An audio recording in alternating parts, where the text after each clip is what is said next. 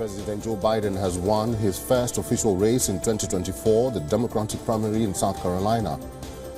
With this win, he is set on the path to renomination. The attention now is on turnout and his margin of victory, both of which may indicate his strength in the November presidential elections. Biden's victory could also validate the Democrats' new election lineup. The Democratic nominating calendar was shuffled to have South Carolina go first. South Carolina was the state that propelled Biden's 2020 election victory. Republicans in South Carolina will vote later this month on February 24th.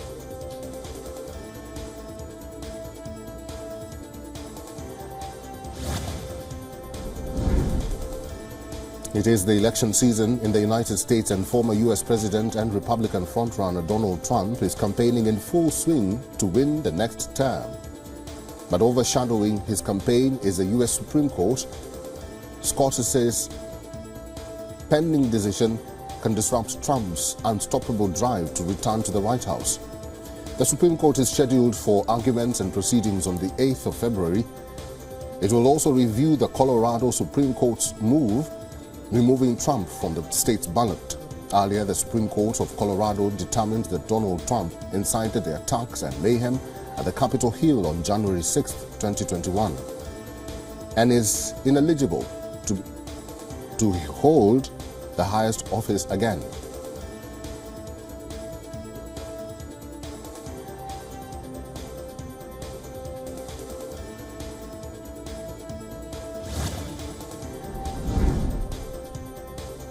Former U.S. President Donald Trump, who is also known for self-promotion, shared his picture with Elvis Presley and asked whether he looks like the legendary singer.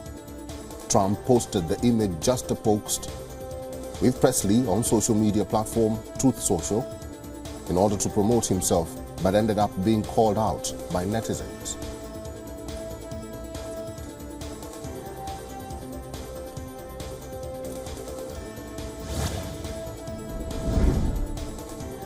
As tensions continue in the Red Sea, the United States released a footage showing B-1 bombers launched from Dyess Air Force Base in Texas to support the U.S. Central Command forces in strikes against Houthi targets in Yemen. Houthi militias say their attacks are in solidarity with Palestinians, while the U.S. and its Western allies call their acts a menace to global trade. The U.S. has carried out more than a dozen strikes against Houthi targets in the past several weeks. The U.S. and Britain launched the strikes against 36 targets in the second day of major U.S. operations against Iran-affiliated groups following a deadly attack on American troops in Jordan last weekend.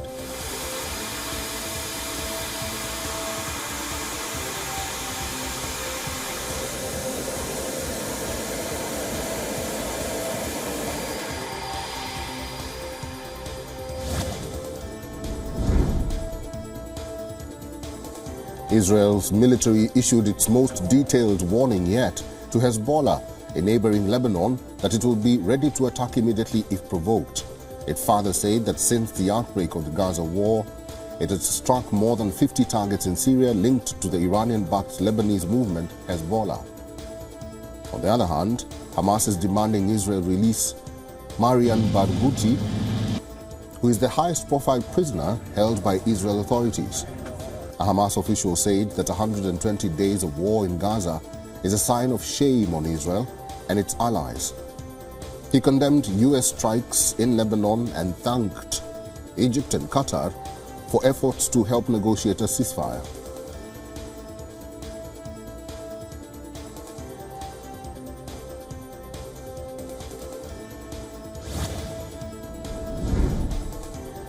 Thousands of Israelis hit streets and staged anti-government agitation in Tel Aviv.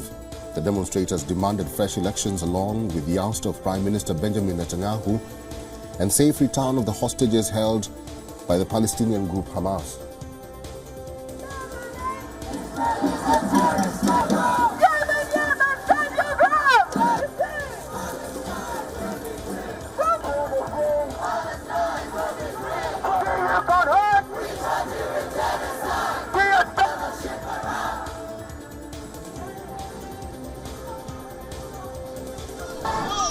The war broke out between Israel and Hamas after Hamas's October 7th attack that resulted in the deaths of 1,160 people in Israel, mostly civilians.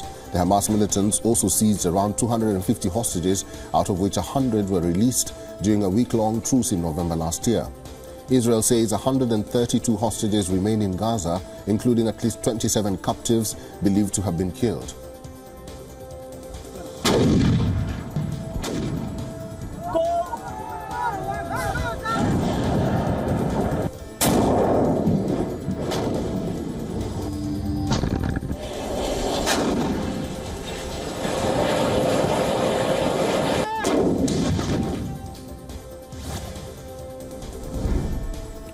As Israel continues its armed offensive against Hamas in the Gaza Strip, a hospital in the besieged enclave is facing severe shortages, with staff warning if the situation continues, its laboratory should shut down completely within weeks. Medical workers at the Al-Aqsa hospital in the central town of Deir al-Bala stressed procedures such as blood transfusions are becoming more difficult to carry out due to lack of medicines used to test for hepatitis or HIV before performing the process. Major hospitals in the Gaza Strip have been severely affected by the Israel-Hamas war triggered in the aftermath of the October 7th attack.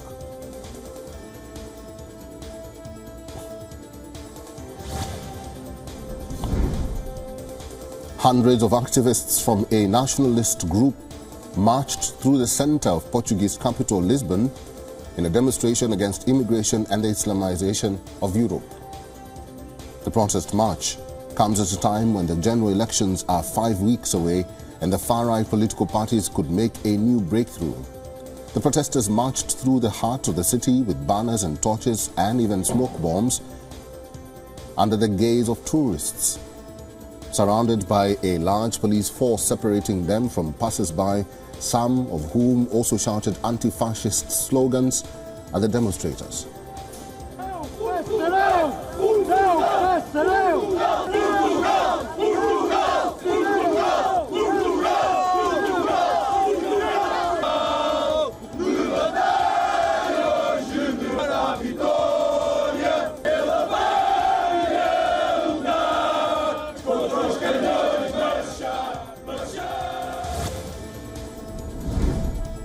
At least 200,000 people gathered in front of the German National Parliament in Berlin and staged protests against the far-right party. This is the latest in a string of large weekend demonstrations across Germany. The pro-democracy demonstrations started 3 weeks ago after an investigative journalists group named Corrective published an article of a right-wing extremists, and the meeting held by the far-right Alternative for Germany Party, or AfD, to discuss deportation of millions of immigrants.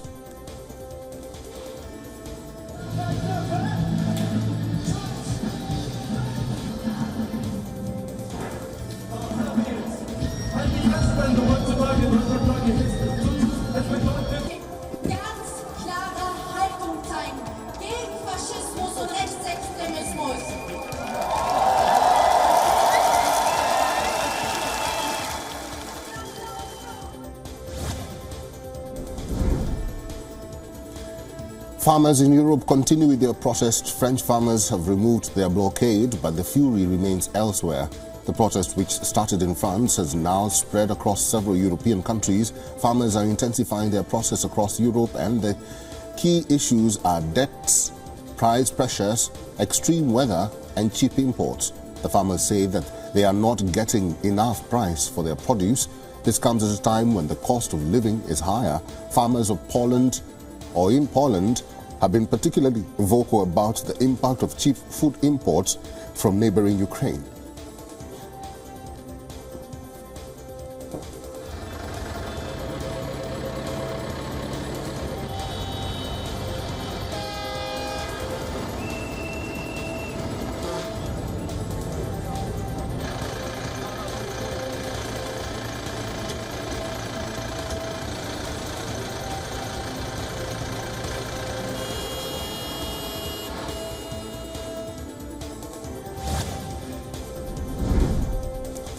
Northern Ireland Assembly met in Stormont After 2 years on Saturday, marking a historic moment, Northern Ireland's Parliament appointed Michelle O'Neill as its first minister. For the first time, a Sinn Féin politician holds Northern Ireland's top political office. Michelle O'Neill's appointment represents a shift to a new generation of Sinn Féin politicians. Sinn Féin, a party with historic ties to the Irish Republican Army, was long shunned by the political establishment on both sides of the border. It is now the most popular party in the Irish Republic and won maximum seats in 2022 polls.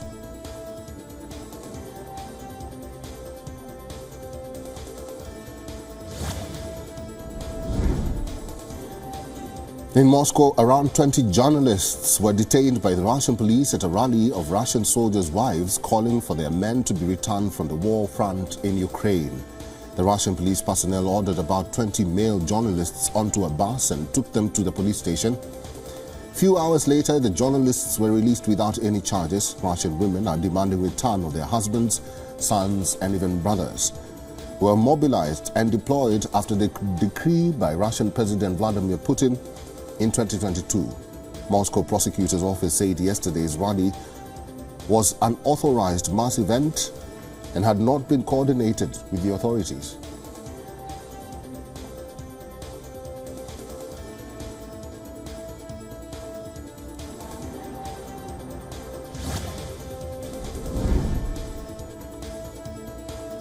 Australian Prime Minister Anthony Albanese said his government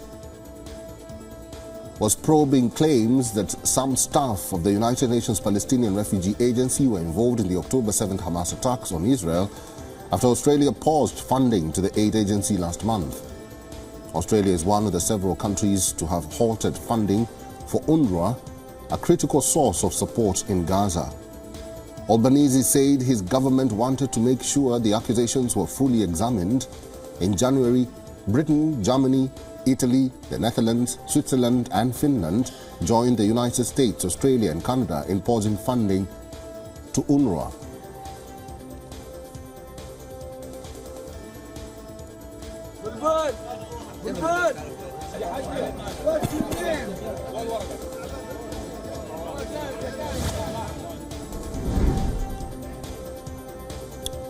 Senegalese President Macky Sall has announced the postponement of the presidential elections that were scheduled to be held on February 25th.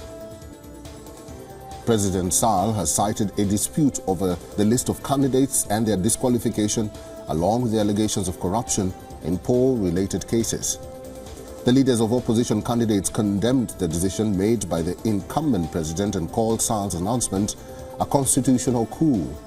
Politicians of the opposition front gathered at the headquarters of the political opposition coalition, supporting the candidacy of Khalifa Sall, following the announcement where they denounced the decision.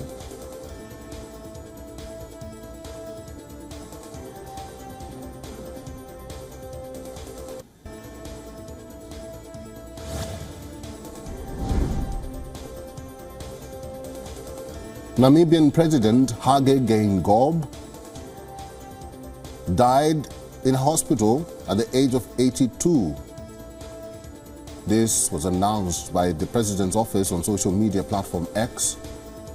The post said, and I quote, "It is with utmost sadness and regret that I inform you that our beloved Dr. Hage G. Geingob, the President of the Republic of Namibia, has passed on today." Namibia's acting president Nangolo Mbumba also announced announced the death in his address to the nation. Geingob had been in charge of the thinly populated and most arid southern African country since 2015, the year he announced he had survived prostate cancer.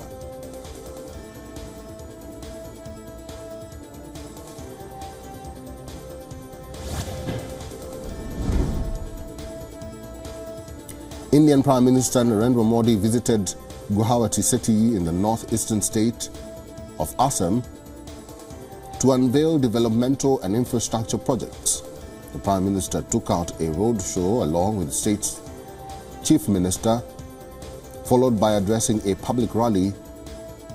Some of the major infra projects for which foundation stone will be laid are the Kamakea Temple Corridor, a 6-lane road from the new airport terminal in Guwahati.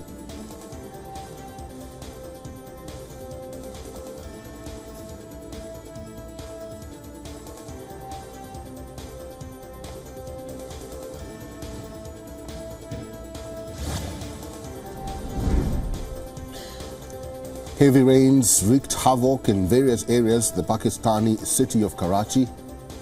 The downpour has left major roads submerged and over 700 power stations out of service. The intense rain caused vehicles to come to a standstill, while in many areas, witnesses say many cars were completely submerged in the rainwater. Commuters faced troubles due to accumulated water mixed with sewage overflowing from choked lines on most of the roads. Rescue teams have been dispatched in various parts of the city to help the public. The Karachi City Mayor's office has warned residents against stepping out unless extremely necessary.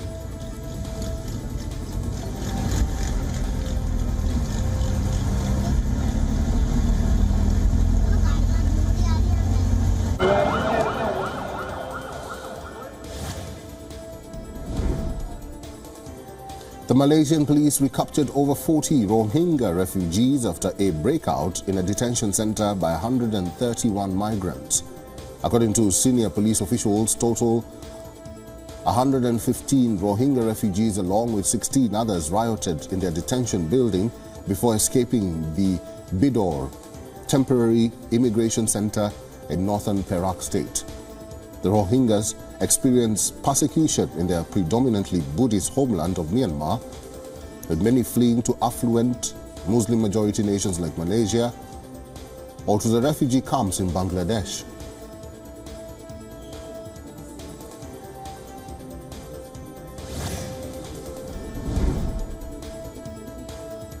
A devastating wildfire is burning parts of Chile's central and southern regions. At least 50 people have been killed, with officials warning that the toll could rise further. The government has announced immediate evacuation from the impacted areas. Authorities say the tourist favorite city of Vina del Mar has been the worst affected. Rescue workers are currently struggling to reach the affected areas. President Gabriel Boric say the Defense Ministry has been instructed to deploy more military units to face the emergency. President Boric also called on the residents to listen to the authorities and follow evacuation orders.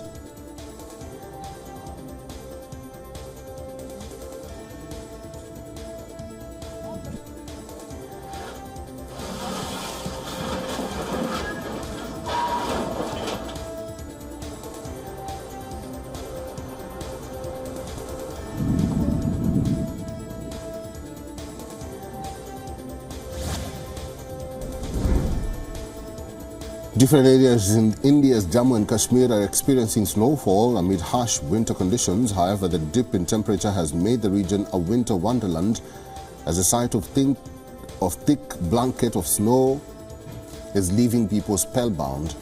This comes as the season's first snowfall brought cheers to the tourists and locals as well. Several parts of the valley, including regions of Srinagar, Poonch, Doda and Gandarbal, witnessed heavy snowfall due to a western disturbance.